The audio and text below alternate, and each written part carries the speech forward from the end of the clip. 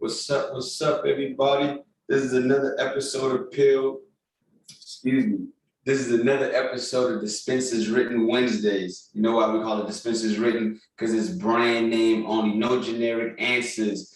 Coming to you from top professionals, entrepreneurs, and financial advisors. Today, I have a guest on who is a guest of Pill Talk Podcast, episode 17, if you want to get a whole backstory.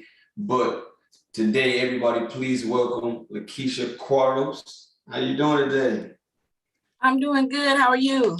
I'm good. Happy to be here. Happy that you could join us once again, share some information.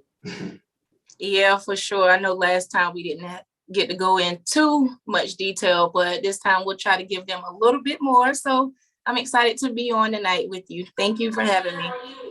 That's what's up. So, all right, let's start it off. Let's just give the people a little bit intro of you, who you are, what you do, so they can understand our conversation and where it's about to lead into. Okay. Hey, everybody.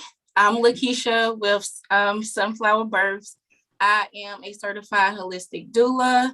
I'm a certified placenta specialist and a certified breastfeeding community educator. So I started out recently last year, but it's about to hit that year mark and your girl has been putting in work. I have helped over 15 families so far. So yes, that's me, the doula. That's what it is.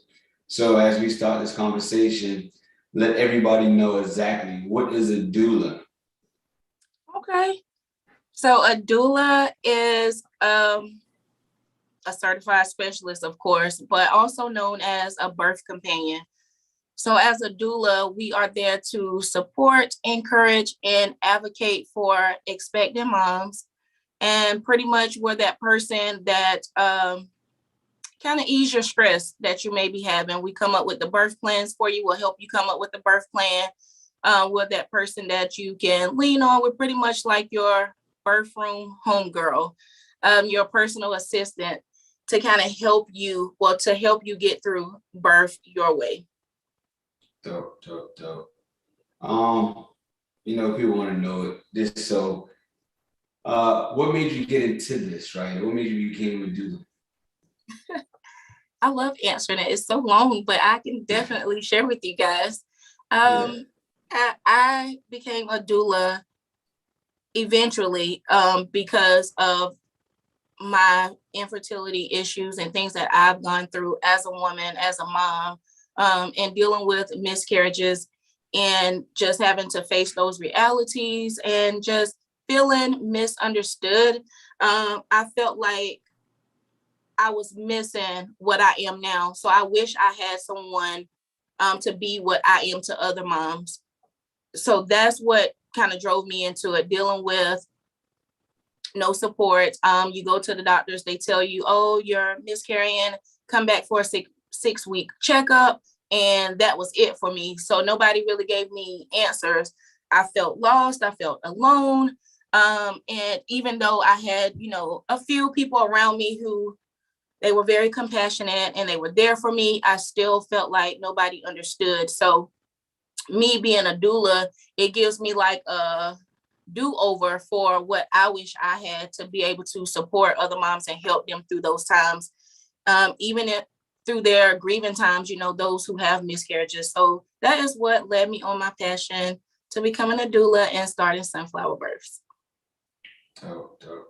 That's nice. Like that's a very inspiring story because, like you said, you became the person that you was looking for, that you needed in that time. And I know some of the families that you've helped probably looked at you and was like, man, I'm so happy to have you here during this time, For sure. Yeah, I get a lot of feedback. I just went to dinner with one of my clients and her husband. Guys, I love them. Don't get me wrong, but sometimes like a lot of guys are not educated on what a doula is until you actually break it down to them. They pretty much just try to be like, okay, if this is going to please my spouse, then I'll get one, whatever. but they're not too involved until I make them get involved. I'm like, listen, I'm gonna bother you, I'm gonna bug you, I got stuff for you to do. So to hear like the dads say, oh, I'm so glad you was there for my wife, or I'm so glad you was there for us, like you were heaven sent, that right there made me cry all night. Hey, that's what it is. Yeah. Tears of joy, tears of joy. Yes. Man. All right, great. So let's get into it. I got a few questions for you. So we started off, you explained what is a doula. So now that we know what a doula is, can you describe what are some things that a doula can do to help mothers or expecting mothers in that time of need? Yeah. So basically, besides accompanying the mom and dad to the hospital and being there, we're there during the times that nobody sees, because everybody wants to be a part of the birthing process where, oh, the baby is here, but nobody's there before or after. So doulas, they're there to provide company, encouragement. And if you're a postpartum doula, you're there to provide light housework for moms, because during that 4th trimester is when they really need it, more than the actual birthing process. So doulas, we're many things, just like a whole, like I said, that homegirl in the box, like we're catering to you. So what you need or what we talk about, that's what we're there for. As long as we're not attending unassisted births or doing anything out of the scope, we pretty much, it's just that companion. We can do pretty much anything. Okay. So with that, the services you provide being a doula. So let's break it down. So someone gets in contact with you like, hey, I'm a few months pregnant and I'm looking for a doula to help me. What are some of the things that you were able to help during that time? And then we're going to talk and progress into like after birth, like what are some things you actually can do or you would do? Yeah. So for when a client first reaches out in the first stages, my main thing is assessing them. I want to know where your mind is, what's going on, what type of birth you're looking to have. So those are like the intro questions. We're talking about your birth vision. What do you envision? And we say the perfect birth, although there is no perfect birth, but I always make that a note to my clients, like, yeah, it's perfect because it's what you want. So we can aim for that as long as we prepare. So the first steps of just finding out what type of birth you want, making sure you have care either from a midwife or an OB, and just setting that up.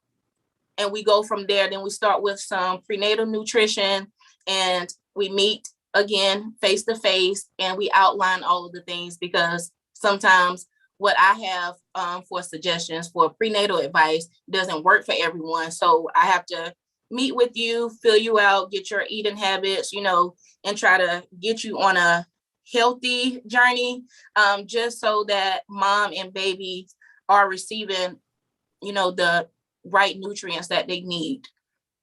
Okay. That's good. So that gets you to the birth. And I know that when a parent is having birth, a doula can be inside the room with them, right? Yeah. All right. So what kind of services or what kind of things that you can do to help the mother, the expectant mother during childbirth? Number one, listening to mom, being a listener. Sometimes they may not always want you to be like up on them. So you got to know your client. And that's why I like to meet them early on, because once you know them, you kind of know when to jump in, when to sit back, when to suggest certain things, depending on the person. In the room, I can be your ice girl if you need me to, because mom's always, pretty much after that, you can't have, during birth, you can't have any silence or anything of that nature. So I'm your ice girl, the water girl. We do some massages. We get some music going. Sometimes we'll get up and dance. Sometimes we'll be up in there praising the Lord. It really just depends. Like, honestly, I'm telling you, I went from trap music to Kirk Franklin with one client. but it depends on the mood. So if that's your mood, that's what I'm there to do. We can do comfort measures where we can incorporate the peanut ball or the birth ball, or if you're in the water and we're in the hospital, just doing things of just keeping mom relaxed, trying to keep her space, her sacred space calm, keep the energy right, keep the vibe right, making sure, you know, if she have other family members trying to come up, just trying to explain that to them, you know, just mom needs the space right now. And thankfully, I know I hate the pandemic that's going on, but thankfully I've seen so many great births because families are not allowed up there. You just pretty much get a doula and your spouse. So that keeps the mood kind of cool. So just whatever they need. If dad needs some food, I can run out and get it. But my main focus is mom and baby for that moment. And then I focus on everyone else after. Nice, nice. So we went from pre-birth, during birth. Yeah. Now, you call it a second ago, the fourth, what you said? Fourth trimester. Yep. The fourth trimester. So one, break down what a fourth trimester is, because you know, it's people like me listening, like, what's that? You know, like what's going on with that? And then what you can do during that. Yeah. So the fourth trimester is what a lot of people overlook because it's not in the books or things that's talked about. But the fourth trimester is very real. I think the pregnancy journey is great, and some people, it could be like a smooth sailing ride, and some people it can be really rocky for them. But you get through those because you're pregnant, your baby is not outside of your body. So you can kind of cope with it and get through it. The fourth trimester is after your baby is born in your home. That's when all of the emotions are trying to find a place for themselves. You know, you're all over the place. You're feeling sad. You're feeling happy one day. You don't feel like you're doing enough. And people forget to check on you because they're like, oh, the baby is here. But nobody thinks of mom. Like, mom is trying to get her body back together.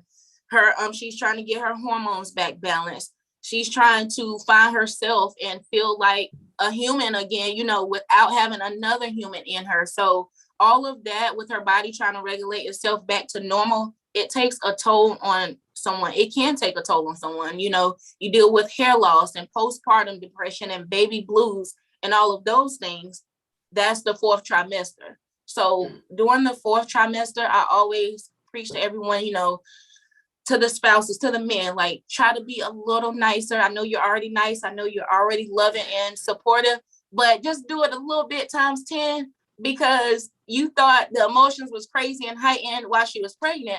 After the fact, now it's really heightened and mom gonna feel some type of way. So it's just very important to pay attention to those moods that can come, the mood swings, because anything if you see mom being happy today and then later on that night she's crying, some people just walk by and like, oh, she'll be fine, she just had a baby. But it's really a lot more to it. So I feel like during that fourth trimester, that's the time where me as a doula, I'm checking in more frequent versus during the pre-labor, you know, while she's pregnant. We don't do too many check-ins because people, they don't like to be bothered, they're tired. But that fourth trimester, I'm on you because I want to know, I want to make sure your mental is good. And as your doula, that's what I do. It doesn't stop once your baby is out. It goes beyond that. Oh, nice, nice. Yeah. That makes a lot of sense. You know what I'm saying? Yeah. Depending on like the hormones and everything, the baby, they need way more attention, way more affection, way more love during that time, them and the child. So yeah, that is a need that needs to be there, that needs to be addressed. So being it's a that doula, balance. yeah. Yeah. And then they forget to love on themselves too, because I tell people, you know, during the fourth trimester, yes, if you got a new baby, but you still have to love on yourself and you still have to love each other, because that's where the problems come. And I feel like if couples can get through that fourth trimester, oh, you set for life, you're good. Because that's when I'm telling you for real, that's when the real test comes. That fourth trimester is when stuff get real, and you'll know like if you got a good partner or not, because somebody's gonna be losing sleep, somebody's cranky, then you got to worry about a bottle change. Well, you know, if you're breastfeeding, you're good, so it kind of saves a little bit. But you got to worry about who gonna stay up, and especially if dad got to get back to work, because all dads don't have like the great benefits of taking 6 weeks off like mom.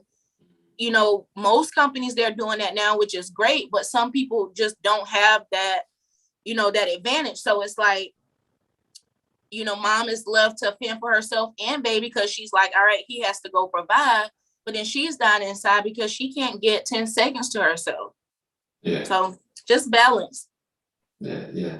Man, one, I'm gonna go back and start talk a little bit about the time off that people can get, because some people don't even know you get the 6 weeks for having birth, and then you can get another 6 weeks or more for baby bonding time. So yes, a lot of employers won't tell you about that extra 6 weeks or that extra month, 2 months, whatever, because they kind of want you to come back as soon as possible. But if you look it up, make sure you check that out. Like, you know what? Let me do short-term leave for the baby and then do another 6 weeks for baby bonding time. And I had a staff pharmacist and I had a technician do that.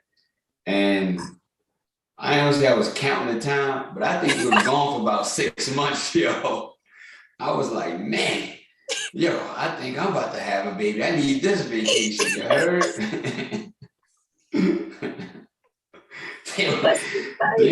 they was gone forever. I was like, I don't even think they work here no more. That's funny. But you're right, though. I'm glad you said that. Don't go having no babies after this. That's what. But a lot of guys don't. So, you know, it is really good to look at your company policies or ask those questions before, you know, during the interviewing process, because like you said, they won't tell you, and it's up to us sometimes to kind of dig deep to see. But it's becoming a thing now, and I'm seeing that so often, and it makes me happy. Like, yes, y'all finally feel like dads are important too. Like, yeah, just because they're not carrying the baby physically, like, I mean, they still play a big part in those 6 weeks, 12 weeks, 18 weeks, however long mom needs. They play a big part, because if they're at work, how can mom get better? And that leads to other things. So, you know, I feel like that's really dope. That's cool.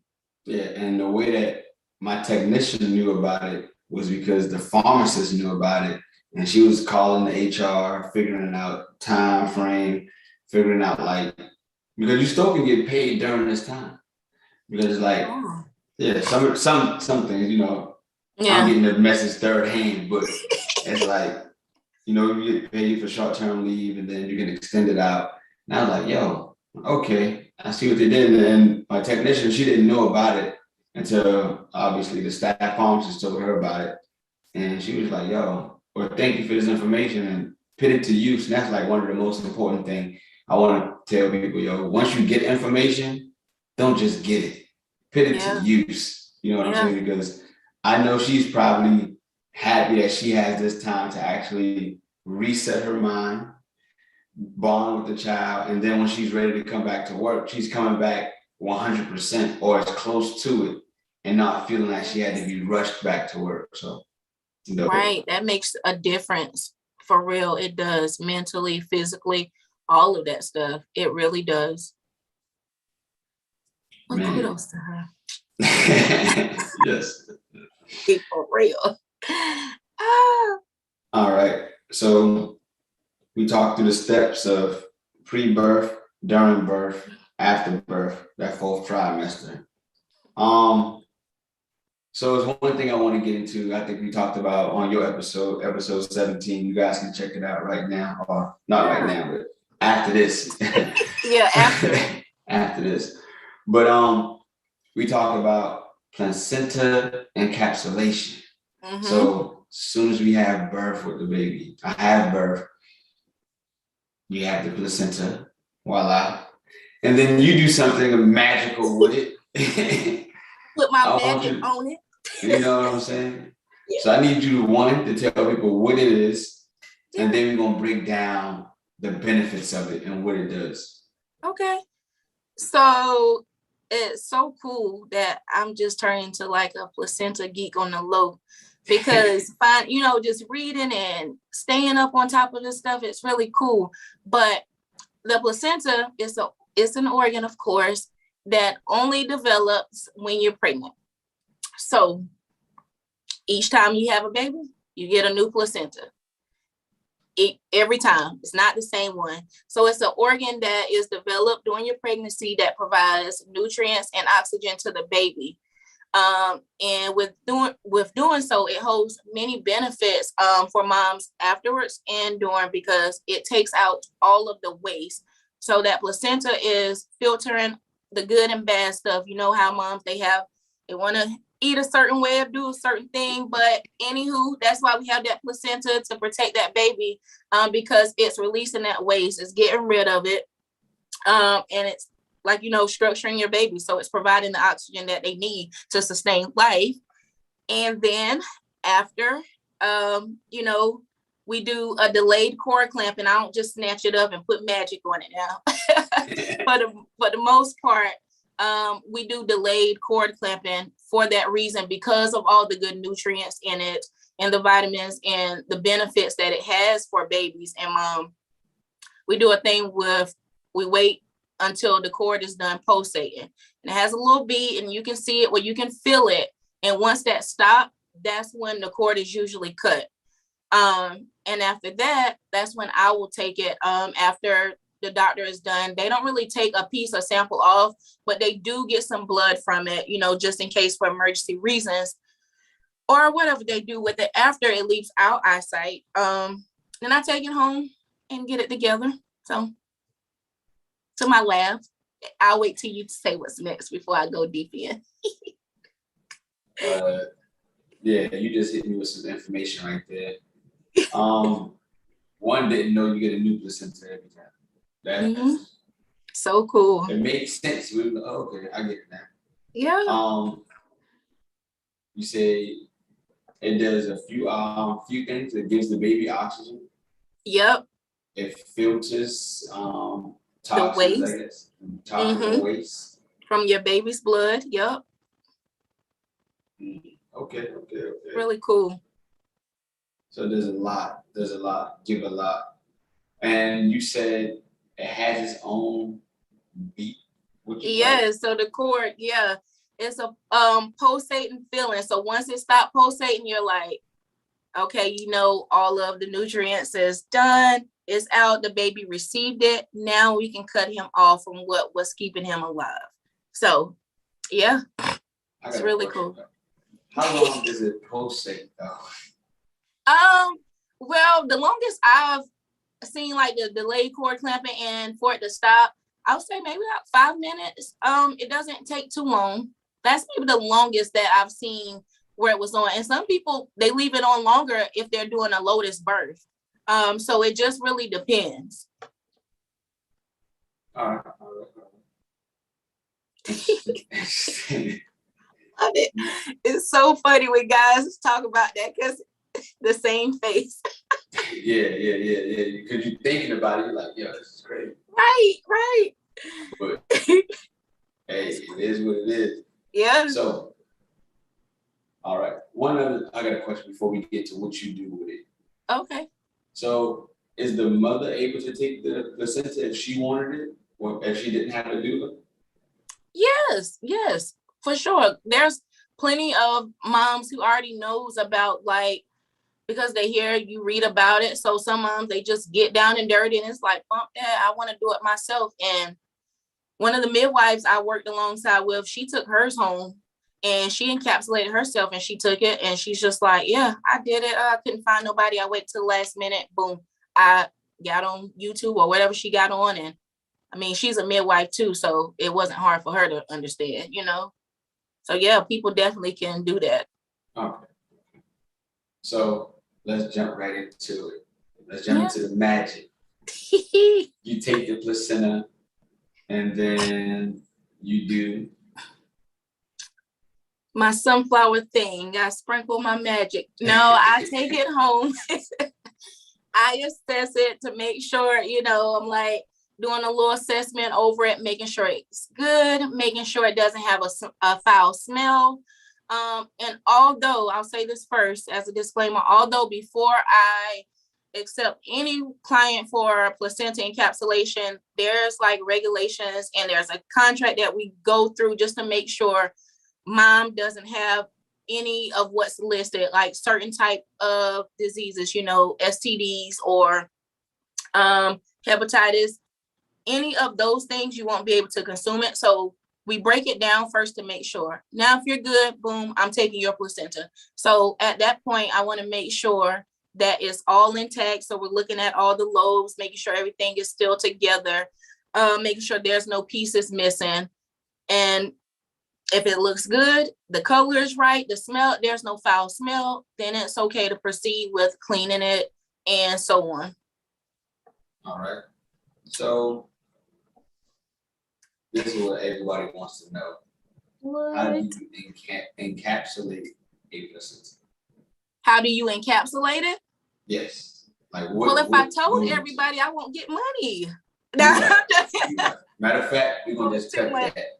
Yeah, but no, I mean, tell people what are the benefits of placenta encapsulation. So you want me to tell them how and then the benefits, or are we just going straight to the benefits? Yeah, we ain't gonna stop your money. We gonna just okay. I like that. Jump on right to the benefits. Okay, well, the benefits of a placenta, increased milk supply. It helps with increased milk supply. It helps with the restoration of your iron from, you know, after all the blood you lose during birth. So it helps replenish that. It helps decrease in postpartum depression, mood disorders. It can help increase the production of the oxytocin, is what we call the love hormone. It helps decrease stress. So those are the major benefits of why a lot of moms do, you know, get their placenta encapsulated because of, again, that fourth trimester. Taking your pills, it really helps you through that fourth trimester. Nice. So those are some dope benefits for placenta encapsulation and why you should, or if you thought about it, to do it, because I've seen it on a few different movies where people have done it and it seemed like it was a good thing. Your first thing was, one of your benefits was increase breast milk. So we all know that you are a breastfeeding specialist, right? Yeah, I'm on the breastfeeding education where I'm helping moms latch with, well, proper infant installation is what we call it, properly latch, and just helping them understand the difference of the phases of their breast milk from, you know, birth to after, and then the weeks after, because the breast milk, it goes through 3 phases. So that's what I do. If it gets a little too much where it's like mom's really having some serious issues, her breasts are engorged where she doesn't have any supply and it's just swollen and they're stiff, then that's when we have to consult a lactation specialist. So I'm where you come to first stop to get baby settled and get you situated. But when it gets to like the hard blocks and things get serious, I kind of refer you to a dear friend that's a lactation specialist and they help from there. But yes, I do the basics of it. All right. So tell us a little bit about it. So tell us a little bit about the 3 phases of breast milk. Yeah. So we have your colostrum. That's the first that usually lasts. That's what we call the liquid gold because it's like a dark yellow tint color. That's like the most sacred breast milk, that colostrum. Like I'm telling you, like it's so much good stuff come from it. And that's what I will get to that. But yeah, so it's the colostrum. And then you go to, which lasts about 3 to 5 days after birth. And then your milk starts going through a transitional phase that lasts a couple of days, maybe 7 days to a week. Somebody can correct me if I'm wrong because it varies. And then after that, you'll get the mature milk. And that's when you're fully developed. That's the last stage. And that's what your milk is, the mature breast milk at that moment. Okay, nice. Yeah. So how do you coach or teach a mother how to latch on to her child, or for her child to latch on to the mother? Is that a coaching thing or just a trial and error? Yeah, it's both actually, because you're coaching them for them. And it's a trial and error because in actuality, there's really like no right or wrong way to hold your baby when you're feeding, but there is a right or wrong way when it comes to latching. So first we want to make sure, so I'm coaching you in a sense to make sure the baby is properly latched. And for first time moms, especially, sometimes I just have to get my hands dirty, not necessarily dirty, but actually do the work. I ask mom permission if I see her struggling with trying to get her baby to latch after. I'm like, well, can I take over? And pretty much I'll tell her, you get comfortable first. Let me hold the baby. Once mom is comfortable, then I say, what is comfortable for you? How do you want to hold the baby? Do you want to do a cradle hold? Do you want to do a side laying position? Do you want to do a football hold? And they're like, what? I'm like, okay, throw all those terms out there. What? Yeah, so you got to kind of break it down in layman's term. I try not to use so many terminology for that because you got to talk to that person like so they'll understand. So I'm like, okay, after that, cross all that out. What's comfortable for you? When you hold your baby, what's comfortable? And then I see what's comfortable for them. If I need to tweak it a little bit, make some suggestions, we will, to kind of either lift their shoulder up a little bit or raise baby head up a little bit. We'll do that. But the main goal is the latch. We'll do that, get baby latched on. Mom and baby is comfortable. It's easier for her to feed without feeling stressed if he or she doesn't latch right then. They know, like, okay, you can just lay until you're ready. And that baby knows, like, they know when they're hungry, so they know how to latch. It just comes to them. We just got to guide them sometimes. Nice. Yeah. I think we all know when we're hungry, we're ready to eat. They're not playing no games. I'm telling you, I promise. Like, and it's crazy because I was laughing with someone, maybe a client, and I was just like, I don't know what is up with these 2021 babies. I don't know what they got into them, but they come out already like knowing what to do. I had, and I shared it on my page, actually, well, one of my clients, she gave birth, and within 5 minutes of after pushing him out, he was latched on. She laid him on his stomach, and he used that birth line to guide him to her breast. He guided himself up there. He's like did a scoop, like a breast crawl. He crawled up there, and he latched on, and he made sure she was comfortable. He was comfortable, and he latched on within 5 minutes. The midwives and the nurses at the hospital, they was like, oh, we're going to get the lactation specialist in here to help her. I said, oh, he's already latched on if you want to come check. And they were amazed. They was like, what? How is he already latched? I just walked out the room. Like, these babies, 2021, them COVID babies, oh gosh, they coming out ready for real.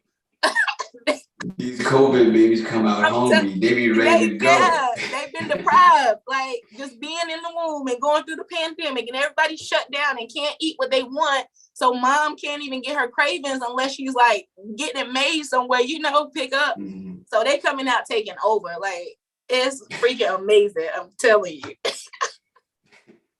That's funny. Sure. That's funny. Yes. Man, seems like we went through a lot. So what's some interesting facts about childbirth you can share with us that you haven't shared so far yet? Yes, I actually wrote a few down because I was just thinking of just different things, and I already had a list. So here's a few surprising facts about childbirth. Women with a doula to support them through childbirth are 28% less likely to need to give birth via C-section.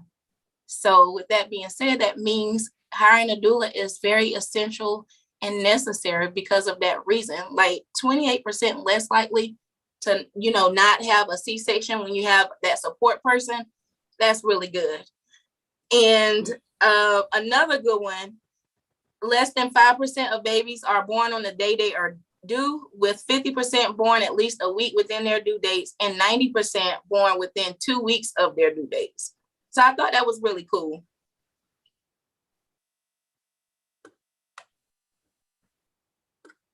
And I got one more for you. During the 15th century in Europe, childbirth was considered so dangerous that once a woman found out she was pregnant, she would make out her will. So that's crazy. That says a lot of what we're dealing with now, because it's still the same, just more updated technology, and things have changed a lot where doulas are becoming, I don't want to call it a trend because we have always been around, but people are being more aware now. They're being more educated on how important it is to kind of just have somebody there by their side to support them, or just having that person to educate them and give them the support and advice, encouragement that they need to get through. Yeah. Man, I believe, I don't know. I think before our episode, I probably never heard of a doula, or if I did, it was one of the things that went over my head and I probably really just didn't pay any attention. But ever since that episode, I feel like I'm seeing them everywhere now. And I'm like, man, I didn't even know that person was a doula. I didn't know that person was a doula, but it just was probably the thing that I never actually sat down and focused in on it or whatever. But I never knew it was started. Like, it's a major thing. There's a lot of doulas out here that's doing major work out here. So I appreciate you. And if you sit and talk to, like your elders, I found out after becoming, I found out before, but like you said, you really never pay attention to it until it's like something you talk about or actually do. Just like my great grandmother, she died when she was 102 years old. So I got to witness a lot of great stories about her. And then we think of those things and the times that she lived in. She was born in 1912. She was the midwife of her community, but it wasn't like she went to school and became like a midwife. That was just in her. That's just was something she did until we were like, our people were pushed out, and I don't want to use the wrong terms on live, but pushed out and pretty much taken over. So when we think of like our ancestors and our people, they have always been there to raise other folks' babies, be that confidant, be that advocate, be that companionship, give the companion for those people, like all of those things, like supplying food to other, women are freaking amazing, supplying food to other people's kids that's not your kids. Our people have always been doing this type of work. Birth work is just in us. It just takes like that calling to really stand on it and do it, especially with the times we're in now. So you got to be really careful with what you do and how you do it, especially when you're like certified and you're practicing under certain scopes. You can't go outside of that, because even if you think you're getting away with it, like, no, it comes back. Somebody talk to that person, and just like the shade room, then it's everybody on there, You gotta be careful. Yeah. I want to say one more thing. Because you mentioned advocate, and I know being a doula, you have to be the child, the expectant mother's advocate when she's with the doctor and all of that. Are you able to talk a little bit about that real quick? Like making sure that the mother gets the needs that she needs to be met from the doctors, and how you are able to help with that. Yeah, so when I'm playing my role as advocator, as I always do, I'm in the background just making sure what was written on that birth plan, what mom wants is going accordingly, unless it's a life and death situation. Then that's when all of that kind of gets tossed out, because listen, we're trying to save you at that point. But we're not even worried about that. As an advocate, I'm sitting back. So if mom put on her birth plan that she wants to tear naturally, and then I see a doctor, she's pushing and pushing, the baby head is getting stuck a little bit, so then they go to start cutting. If mom says that she didn't want an episiotomy, and I see them starting to perform that, that's when my advocate radar go off, and I'm jumping in like, she didn't want that, she wants to tear naturally. So I'm just that person to kind of sit back and making sure everything goes according to plan. If not, then that's when I have to step up and kind of act up a little bit, but a professional act up, like not crazy, but in a professional manner. Yeah. Got to let them know, because they got to be heard. Sometimes you can tell, like I've seen it. Sometimes you'll tell your provider or your nurse when you get there, I'm like, here's my client. And that's why I always keep a backup of everything. I'm like, I scan it and I have their chart. Because if they forget, and oftentimes moms do, or they just misplace it, I'm like, I got you covered. So they have their birth rights, they have their birth plan. I have all of that for a backup if needed, where I can show, oh, she submitted this and she, she doesn't want this or want that. I just wanted to remind you. And they're like, oh, okay, yeah, I forgot. Or if they try to hurry up and discard the placenta, I'm like, oh no, she said she was taking that home, she was encapsulating. I'm kind of like looking at mom like, girl, speak up, because I don't necessarily speak for a person in the birth room. That's not my job. But when it comes to that and mom is out of it, that's when I have to go in and say something. Nice. So, man, you shared some great information with us tonight. Like, what is a doula, placenta encapsulation, the power of the placenta, what it does and give back to the mom, breastfeeding tips, and some interesting facts. So if anybody want to know more, want to get in contact with you, want to get your services, how can they reach out to you? Google me. I feel good. I always want to say that, because you really can type my name in, Lakesha Quarles, and all of my information and contact will come up. It's not private at all. I promise you. You can follow me on Instagram at sunflowerdoula_Kesh, Kesh. You can visit my website, sunflowerbirthsllc.com. You can follow me on Facebook, Sunflower Births LLC. So I'm pretty much on all the platforms. If you type in Sunflower Doula, Keisha Doula, whatever, you will find me. Nice. Are you able to help people locally or nationwide if they need help? Just want to make sure that someone is in St. Louis and they want to reach out to you. Are you able to provide any services for that person? Yes, I also provide virtual support, and I have done so. You can feel free to reach out wherever you are. If you want virtual support, we can work something out and we can definitely do it. I can give you all that I have just through the phone. I promise it'll still be some good service. Nice. So as you wrapping this up, this was another episode of Dispense Written Wednesdays. Brand name only, no generic answers. That's why we call it Dispense Written. Tonight we had a special guest, Lakesha Quarles with Sunflower Births LLC. You already know. The doula. The very first on Pill Talk podcast, episode 17. Make sure y'all go check that out. So, Kesh, any other words you want to give the people before we close it out? Yes. You know what? Hire a doula, and in a world where you can be anything, be kind. And that's it. Thank y'all for tuning in and watching me. Dope.